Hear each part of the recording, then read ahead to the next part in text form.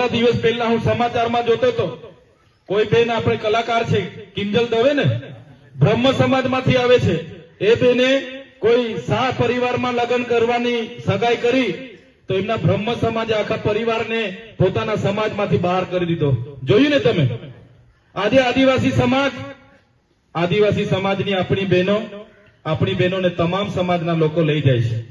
સૌરાષ્ટ્રમાં પણ લઈ જાય છે, બીજા રાજ્યોમાં પણ લઈ જાય છે કે નથી લઈ જતા? બધાના ગામોમાંથી લઈ જાય છે. આપણા ગામના છોકરાઓ ભણી ગણીને નોકરી મેળવીને આવે છે, એમને જયારે પરણવાનું હોય છે તો બીજી જાતિવાળા આપણા લોકોને કોઈ બેન આપે છે?